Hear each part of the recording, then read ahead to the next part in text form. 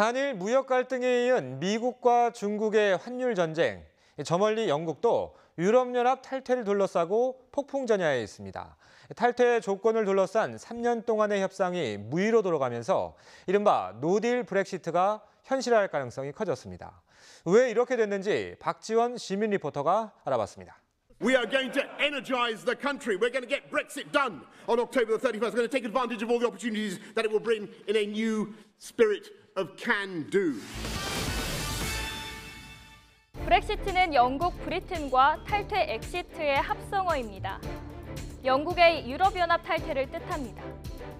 여기에 노딜이 더해지면 어떤 조건이나 협상 없이 EU를 무조건 탈퇴한다는 말이 되는 거죠.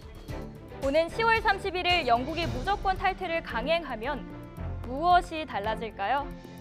일단 연간 90억 파운드, 우리 돈으로 약 13조 원에 달하는 유럽연합 기금을 더 이상 내지 않아도 되고요. 회원국 간 각종 행정 편의를 봐주는 절차와 세금 면제 혜택도 사라지고 EU의 모든 공공기관에서도 탈퇴하게 됩니다. 또 영국인들은 그동안 회원국을 자유롭게 오가며 거주할 수 있고 취직도 할 수 있었지만 탈퇴 후에는 외국인과 똑같은 복잡한 절차를 거쳐야만 합니다. 브렉시트에 대한 영국 국민의 지지 여론은 2008년 세계금융위기 이후 부상했습니다. 영국도 먹고 살기 힘든데 EU에 내는 분담금이 너무 많다. 각국 이민자 때문에 정작 영국 사람들이 일할 곳이 없다. 이런 불만들이 쌓여 국민 투표까지 갔고 결국 2016년 가결된 거죠. 헤어지는 건 기정사실이 됐는데 정작 문제는 그 뒤부터였습니다. EU와 영국은 당장 모든 관계를 끊으면 충격이 크니까 오는 2020년 말까지 유예 기간을 두기로 했는데 북아일랜드 문제가 뜨거운 감자로 떠올랐습니다. 영국에 속한 북아일랜드와 독립국가인 아일랜드. 사실 뿌리가 같은 두 지역의 국경을 당분간 자유롭게 열어두자는 절충안에 대해 강경파들이 결사적으로 반대한 겁니다. 그 결과 3년 가까운 시간이 흐르는 동안 합의안은 영국 의회에서 3번이나 부결됐고 이별의 조건은 지금도 마침표를 찍지 못하고 있습니다.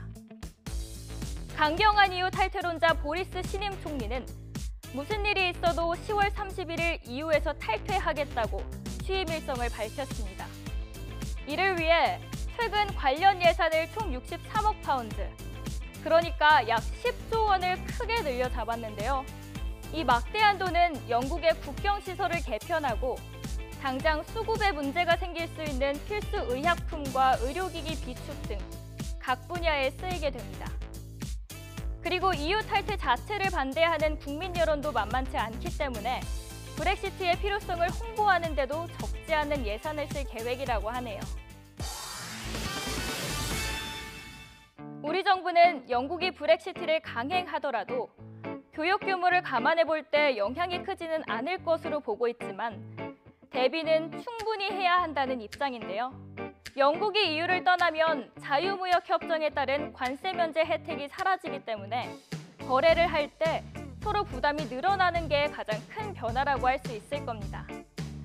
그리고 프리미어리그에서 활약 중인 손흥민 선수의 경기도 실시간으로 보기는 어려울 수 있겠네요. EPL 중계권도 그동안 한국, EU FTA에 포함되어 있었기 때문입니다. 인류 역사상 가장 비싼 이혼이라고 불리는 브렉시트. 올 가을, 영국은 과연 어떤 선택을 하게 될지 저뿐 아니라 전 세계가 주목하고 있을 겁니다. 내가 궁금한 뉴스 시민 리포터 박지원이었습니다.